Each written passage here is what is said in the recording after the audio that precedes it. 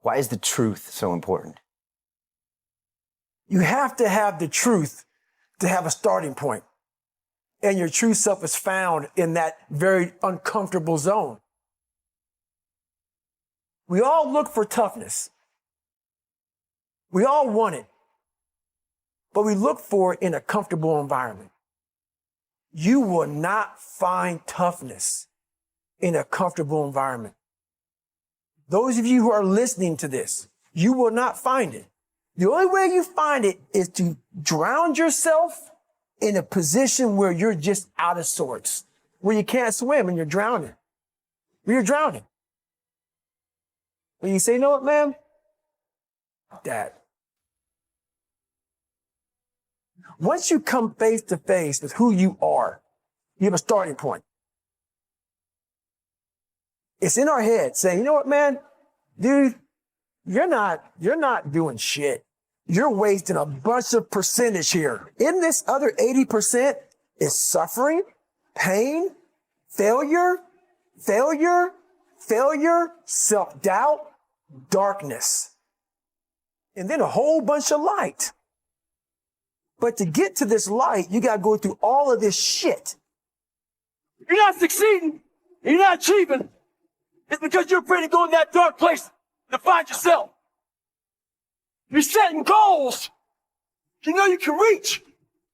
And when you do that, that fear, that insecurity, that doubt, that's where you grow.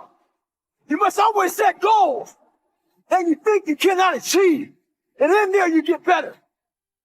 When that alarm clock goes off at 4 or 5 in the morning, your mind says no. You just say, this is what we do.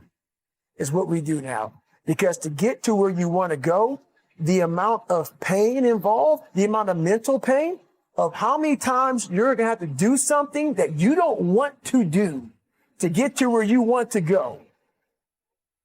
Every day, you must ask yourself, did I do enough?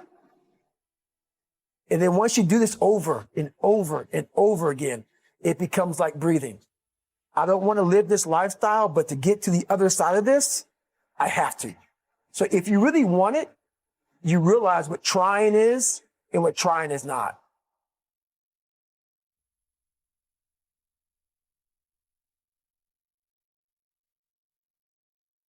Your brain is the most powerful weapon in the world. Once you put away your phones and your computers and all that shit we have nowadays, your brain is the only thing you have when you're going through depression, when you're going through hard times, when you're going through death, real life shit. You can't Google that shit, man. You're alone. You're alone. You may have a shrink you're going to. You may have a best friend you're going to. But there's 24 hours in the day where you're alone in this brain. And your brain is talking to you in all kinds of ways. And it wants to control you and pull you in these different pockets. If you can't control your own brain and your brain controls you, you're fucked. You got to tell your brain where you want to go and how you want to go and how you want to get there. You got to control it. If not, it's over. It's over. All I knew back then was hard work. You got to work hard. You got to work hard. I can't get this paragraph. I can't remember what the fuck's in this paragraph to pass this test to get in the military. Read again. Still not getting it. Read again. But if you're not getting it, write it out. And that's how I started learning.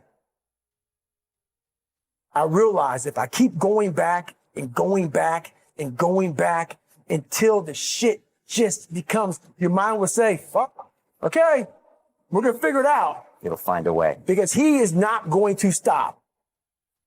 It's not like, I'm going to try one more time. No. Alarm clock goes off, boop, we're going back. I can't read right, we're going back. I gave myself no way out, and my mind realized that. They said, okay, we're going to adapt and overcome now. That was my mindset. And that's how you get through things. You put yourself, you immerse yourself wherever it is, and you become that. I became hell. And that became my new norm. I gave myself no way out. There was nothing outside these walls of hell. Nothing.